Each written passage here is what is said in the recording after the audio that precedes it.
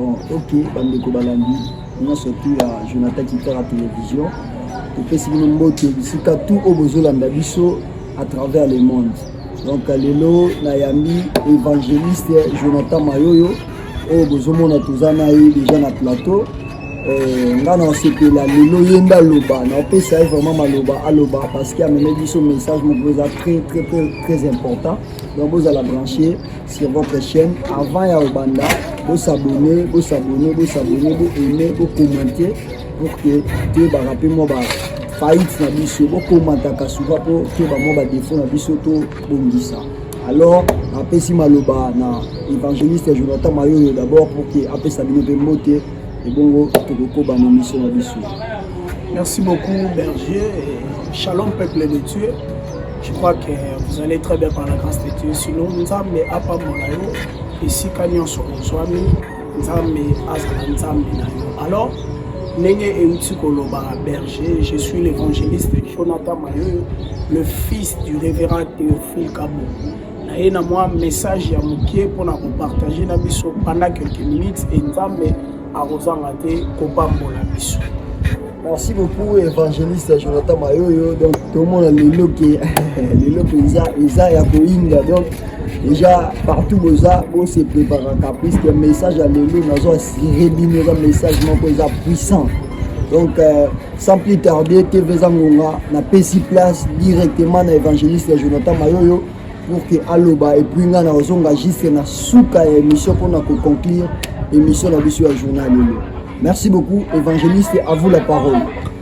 Zambe apambola biso kanga ndenge na utaki koloba et na message moko eza vraiment bien kopambola yo mwana nzambe ozolanda ngai message yango na ngina loba eza bongo la grandeur. Alors la grandeur, il y a plusieurs personnes tolobela la grandeur, tolingi tozala ba grand, tolingi tofanda na place oyo eza ya bakonzi to pe tolingi tofanda na place oyo eza tobengi yango grandeur. Alors comment tokoki kofanda na esika wana? Alors nazanga trois possibilités oyo na kopesa biso oyo kosala ke efandisa biso na grandeur. Sokotangi na livre ya 1 Samuel chapitre 2 le verset 8 pour comprendre makambo na zoloba et awa ane ne mutu azo expliquer biso c'est quoi la grandeur et puis comment être, comment entrer dans la grandeur. Lolenge nini orokota na kati ya grandeur. Na lobi na trois possibilités. Possibilité liboso pour que na la rapide na expliquer yo au comprendre yango madame. Possibilité liboso c'est la grâce. Or c'est quoi la grâce? La grâce est eloko o na banaki ko s'attendre na ngote. La grâce est une faveur imméritée. Nalala qui peut-être na programme wanate, nalala qui peut-être na yeba qui te que lobby aussi na rokota na grandeur. Mais par la grâce de Dieu, nzamba sali ke na kota na grandeur. Pendant que na olobela boye mutu mo bazo benga pour que expliquer ngango bien et Mephibosheth ngoloba oui, la grâce de Dieu m'a localisé. Un jour nazala qui na cour royale, un jour nazala qui na palais royal, un jour nazala qui grand. Mais et comme à un moment donné tata na maman bakufi voir même si famille et pour la qui na guerre et moi Mephibosheth na yaki ko se retrouver na bukani makolo. Alors na ke ko koma na place oyo babeni le débat. Le débat elingi ko lakisani terre sans nom. Le débat terre sans nom. Et la grâce de Dieu est localisée Mephibosheth au azalaki dans le débat. Pendant que tout le monde va bossanier, pendant que tout le monde bazalaki sous na calcul na été, mais un David au azalaki na image ya grâce de Dieu abimi pona kotuna est-ce que na famille ya Jonathan moto moko tatikali eloko na sepel nango même si na calcul ya batu baloba ke orozelo ko za nango besoin même si na calcul ya batu baloba ke non la bonne santé za pona yote. Or lorsqu'on parle de la grandeur on voit tout, on voit l'argent, on voit la bonne santé, on voit le bonheur, tout ce qui fait le bonheur nyonso ça la bonheur pona moto. C'est ça qu'on appelle la grandeur. Et ça, quand faut nazala ceux qui n'a positionné. Mais bonne santé aussi est la grandeur. La bonheur aussi est la grandeur. Et puis Bible zolobelo oui et le bonheur m'accompagneront. Donc pour que le bonheur accompagné, il te faut d'abord la grâce. La grâce. La grâce de Dieu est localisée. Je parle de la grâce. La grâce de Dieu est localisée de la même manière et localisée Mephibosheth ou Azalaki déjà oublié. Voire même si famille déjà est bon, la famille est si là, mais il y a mon à se retrouver dans la terre selon les calculs des hommes, selon la loi, balobaka muto ya bukana makolo akoki jamais kokota na cour des grands, akoki jamais kokota na palais royal. Mais la grâce de Dieu et ça là que Mephibosheth akota na palais royal. Tika na bisolo moko. Eza na bato ebele oyo ba otelemela yo okota na palais royalité. Eza na bato ebele oyo ba otelemela yo okota na cour royalité. Mais na ye ko annoncer ba salaire. Pourquoi? Parce que na mesa ya mokonzi on a besoin maboko na yo Elia, mais on a besoin makolo na yo te. Basala ya kotika grâce est localisée Mephibosheth. Et on comprend que on parle beaucoup plus dans bateau baza oublié. De même manière que David azala oublié la famille na ye. David, voir même si tata na bande konaye ba bossa mais ce qui peut maman na azala wana maman na pas linga bossa mais grâce à ça là que est localisé David au azala na zamba et kotisaye na cour des grands et kotisaye na grandeur. Il est possible nzambe alongola soni oza nango pour que apesa yo eloko eko sala sentiment na yo. Il est possible nzambe alongola na célibat pour que apesa mariage.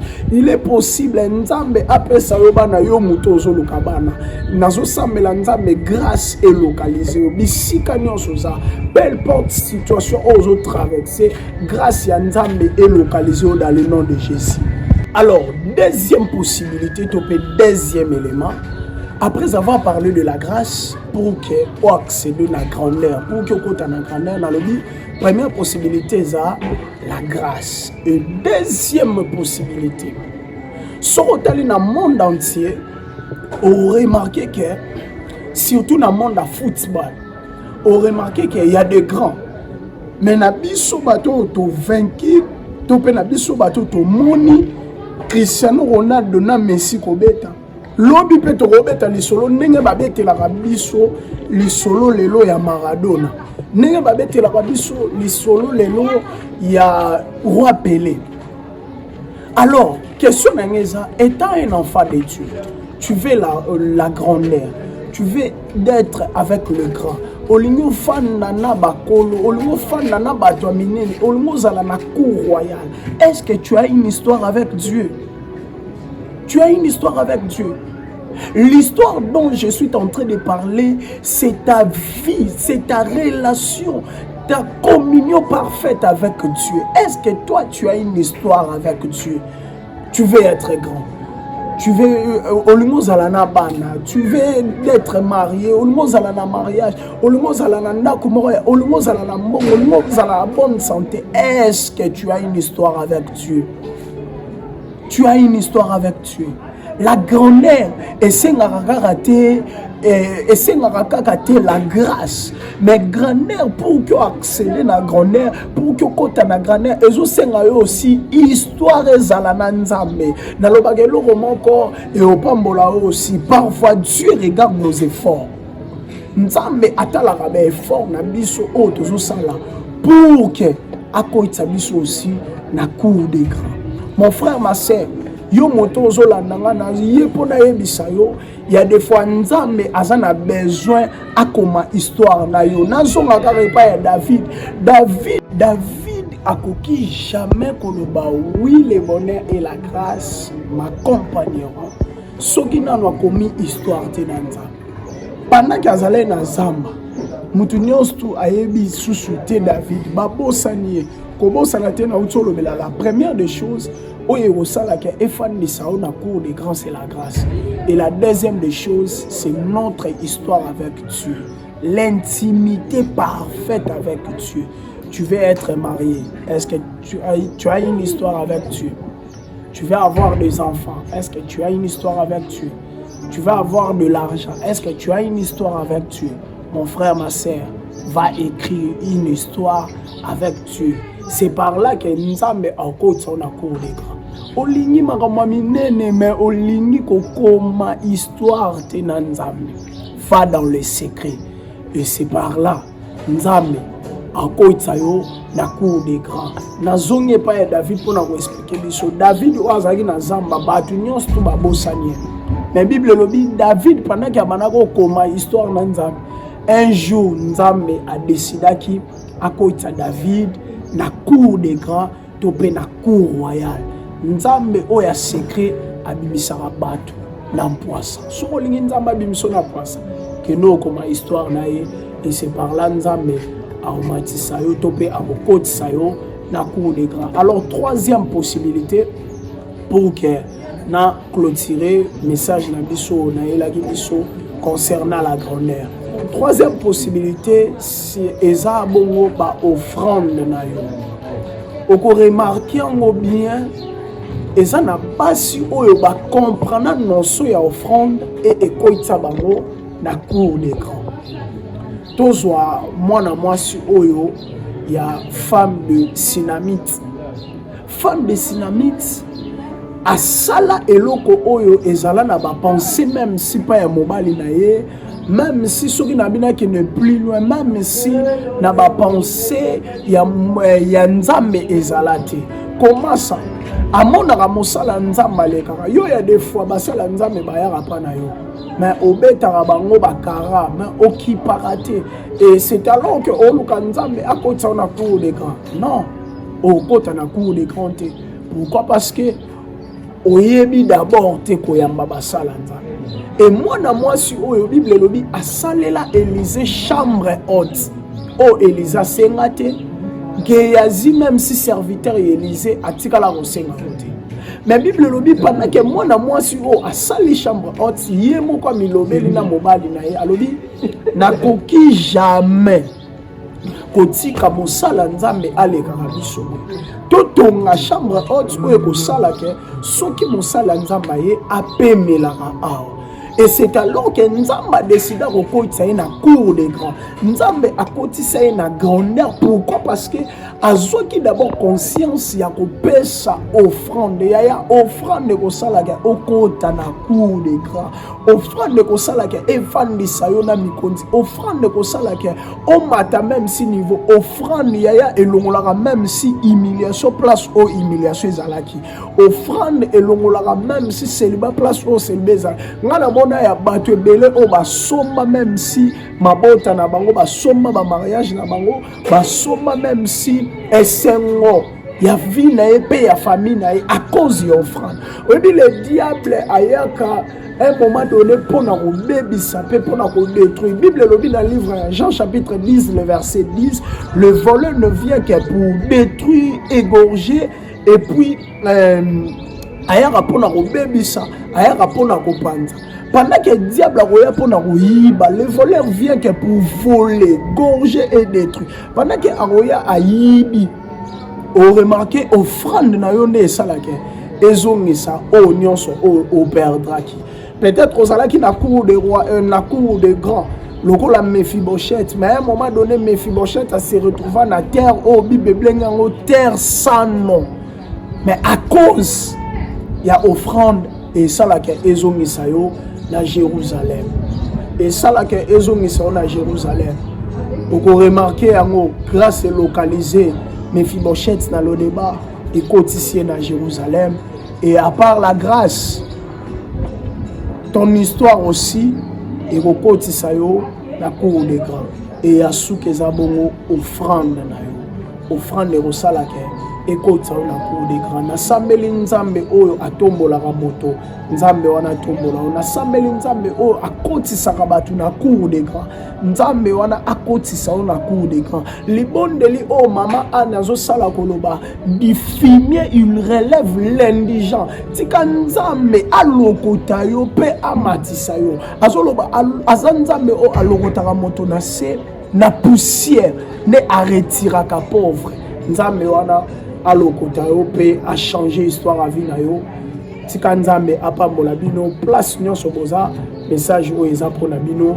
Que le bon Dieu vous bénisse. La Koinda avec l'évangéliste Jonathan Mayoyo bino mo boyo qui donc oza première vidéo na biso to travail na ye on a assuré bino que ekoza la dernière fois na biso té parce que c'est un homme bien o tozala la connaît souvent et puis à la grâce ya nzambe vraiment makasi ikolo na ye abi ke akolobela biso susu na ba sujet ebele. Donc, vous allez toujours brancher la chaîne Nabino Jonathan Kikara TV.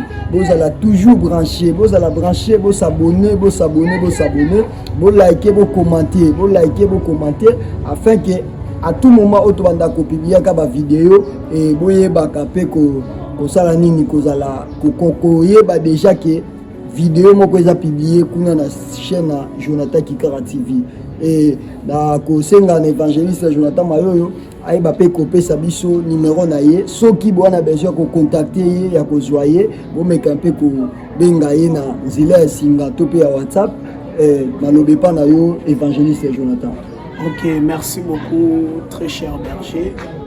Nzambe a continuer toujours ko pambola yo ndeko ozwi ekanisi ya kolanda biso et numéro na ngeza bongo 089 72 81 700 089 72 81 700. Yango pesa aussi na WhatsApp si vous avez besoin de contacter ngai nzambe arozanga te kopambola yo tika nzambe apambola biso. Merci beaucoup évangéliste Jonathan Mayoyo pour votre présence et merci Nabino pe bandeko balandi o sala confiance na chaîne Nabiso Jonathan Kikara TV o tika la toujours branché nzambe apambola bino to kuta na prochain numéro Nabiso. Bye.